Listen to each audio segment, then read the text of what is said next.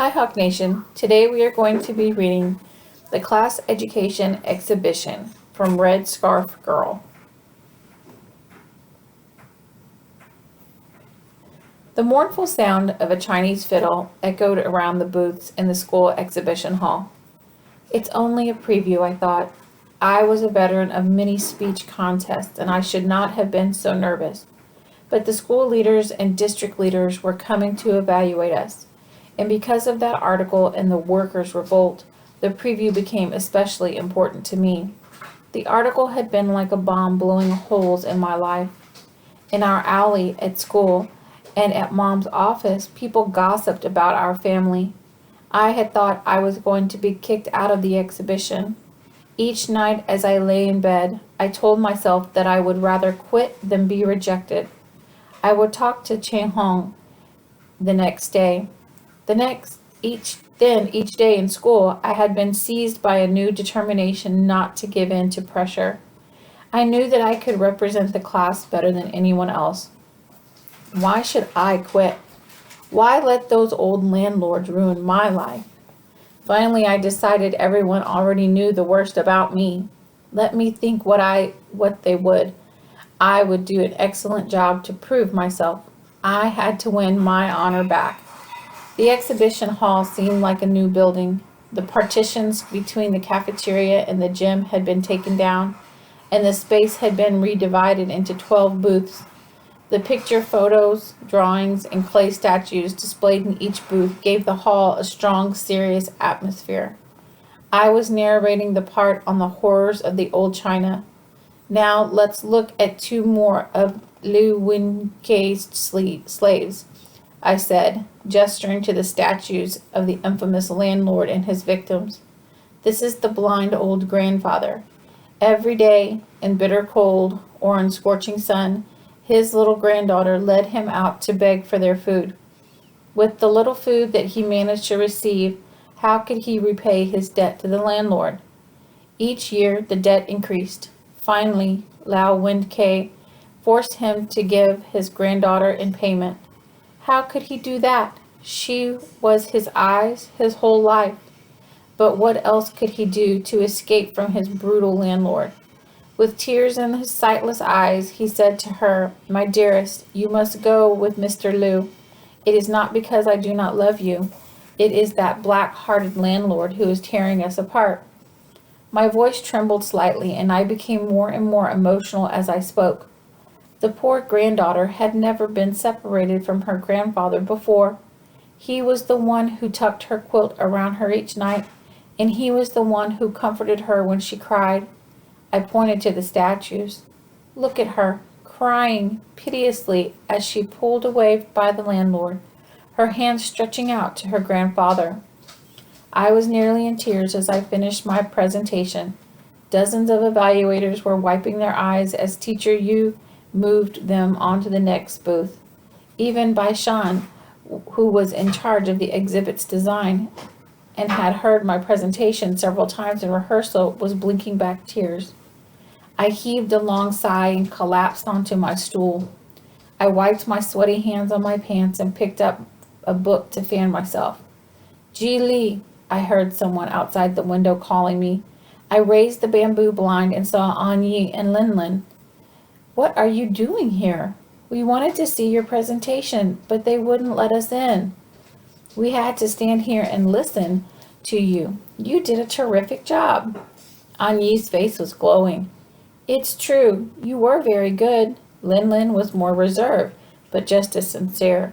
"Well, it's such a touching story that anyone could make it work." I leaned farther out the window. Someone patted me on the back. "What are you doing? Get in here. Chairman Jin is coming." Hastily, I drew back inside. The visitors who had just left were standing in front of me again. Chang Hong whispered to me, "Chairman Jin wants to talk to you." I shivered. I knew this would happen, I thought. Now he was going to say I was the landlord's granddaughter and humiliate me in front of everyone. I should have quit after all. I should have. I was so flustered that I knocked over a stool as I approached Chairman Jin. Chairman Jin towered over me. I looked up into his serious eyes and immediately lowered mine. This class education exhibition is a very powerful weapon, he said. Appropriately used, it can strengthen class identification and deepen the hatred of class enemies. Your presentation was very emotional, and the audience was deeply affected. I hope you can help the others to improve their presentations and make the exhibition a success. I was puzzled. Was he praising me? I looked around the group and saw nothing but approval in their eyes. By the way, I suggest you add a quotation from Chairman Mao's works to the end of your presentation so you can finish on an inspiring note. Chairman Jin clasped his hands behind his back and looked at the others as if he were asking for their opinions. Everyone nodded. Ching Hong was taking notes with a proud smile on her face. They went on to another booth to make their suggestions. I slowly sat down, shouting to myself, I did it! During math class a few days later, Teacher Hao from the Revolutionary Committee popped his head into my classroom. He barely glanced at Teacher Li before saying curtly, Zhongji Li, come to our office right away. Someone wants to talk to you. I stood up nervously, wondering what it could be. I felt my classmates' piercing eyes as I mechanically left the room. Teacher Hao walked ahead of me without seeming to notice my presence. I followed silently. I tried not to panic. Maybe it was not bad. Maybe it was about the exhibition. Maybe Chairman Jin wanted me to help the others with their presentations. At the end of the long, dark hallway, Teacher Hao silently motioned me into the office and then walked away. I wiped my hands on my trousers and slowly opened the door. The thin-faced foreman from Dad's theater was right in front of me. My face must have shown my dismay. Sit down, don't be afraid. Chairman Jin pointed to the empty chair. These comrades from your father's work unit are just here to have a study session with you. It's nothing to worry about. I sat down dumbly. I had thought about their coming to my home, but never imagined this. They were going to expose my family in front of my teachers and classmates. I would have no pride left. I would never be an educable child again. Thin-Face sat opposite me, with a woman I had never seen before. Teacher Zhang was there too, his eyes encouraging me. Thin-Face came straight to the point. Your father's problems are very serious. His cold eyes nailed me to my seat. You may have read the article in the Workers' Revolt that exposed your family's filthy past. I slumped down in my chair without taking my eye off his face. In addition to coming from a landlord family, your father committed some serious mistakes during the anti-rightist movement several years ago, but he still obstinately refuses to confess. His cold manner became a little more animated. Of course, we won't tolerate this. We have decided to make an example of him. We are going to have a struggle meeting of the entire theater system to criticize him and force him to confess. He suddenly pounded the table with his fist. The cups on the table rattled. I tore my eyes away from him and stared at a cup instead. As I told you before, you are your own person. If you want to make a clean break with your black family, then you can be an educable child and we will welcome you to our revolutionary ranks. He gave Chairman Jin a look and Chairman Jin chimed in. That's right, we welcome you. Ji Li has always done well at school.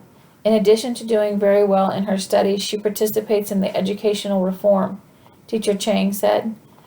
That's very good. We knew that you had more sense than to follow your father, Thin-Face said with a brief frozen smile. Now you can show your revolutionary determination. He paused. We want you to testify against your father at the struggle meeting. I closed my eyes.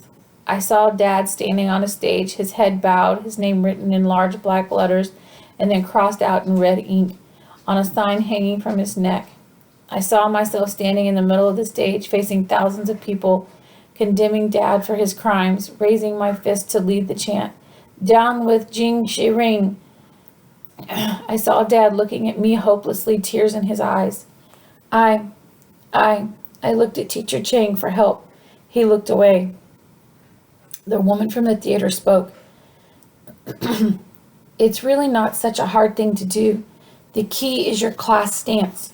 The daughter of our former party secretary resolved to make a clean break with her mother When she went on stage to condemn her mother, she actually slapped her face. Of course, we don't mean that you have to slap your father's face. The point is that as long as you have the correct class stance, it will be easy to testify. Her voice grated on my ears.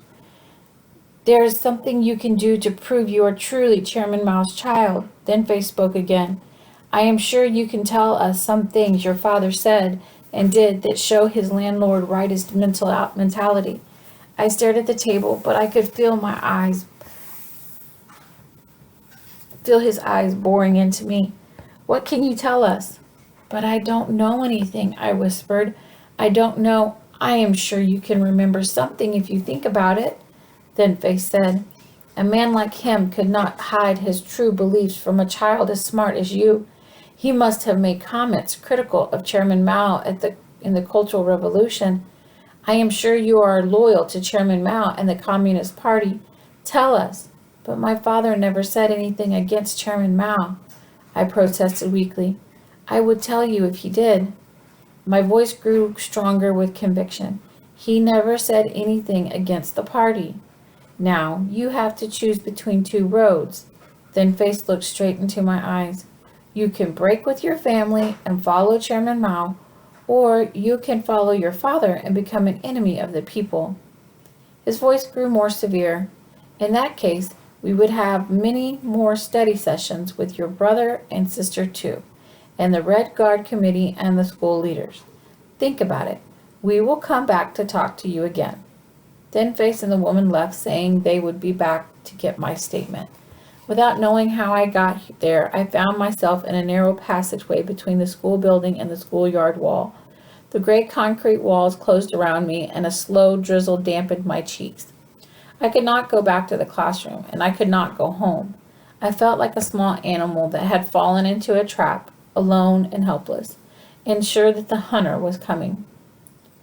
All night I hardly slept. I saw thin-faced, hard eyes, and I saw tears on Dad's cheeks. In the early morning, I finally fell into a troubled sleep. I awoke just half an hour before I had to report to the exhibition. I washed and dressed and ran out the door, still rubbing my swollen eyes. I pushed yesterday's events out of my mind. Today was the opening of the exhibition, and I was determined to do a good job. I approached the exhibition hall. Through the open door, I could see everyone sitting in a circle. The briefing had already started. I broke into a run. Someone stepped toward me from the shadow of the holly bush beside the door. By Sean. I knew he had been taking an interest in me, but I had never showed I noticed. I did not want to be gossiped about. I ran by, wondering what he was doing there. Jiangji Li, he said softly. Brace yourself. I paused, but I was already inside. Chairman Jin looked up at me. Following his eyes, all of the students turned toward me as well. Chairman Jin stared at me, and I stopped, rooted to the floor. For an eternity, I was surrounded by a deafening silence. Jiangji Li, Chairman Jin said at last. Yesterday that is, the Revolutionary Committee, discussed your situation. Because of your political situation, we decided to let Feng Feng replace you. You can go home now. I'll talk to you later. His face was cold and closed. I looked at the others, those who had laughed and joked and prepared the presentation with me for months. Some looked sympathetic, and some turned their eyes away. I could not bear to see any more. I ran out of the hall. Jiangji Li, I heard someone calling my name, but I just lowered my head and kept running. Jiangji Li, someone passed and stopped in front of me. By Sean, again. I turned my eyes away. I struggled to look calm, to keep him from seeing my shame. I did not want his pity. He looked at me for a few seconds before he spoke. Here, this is yours. He handed me something. It was dark green. A book. A dictionary with Zhang written in the corner. I had left it in the exhibition booth. I did not say a word. I did not look at him. I did not take the book. I just ran away.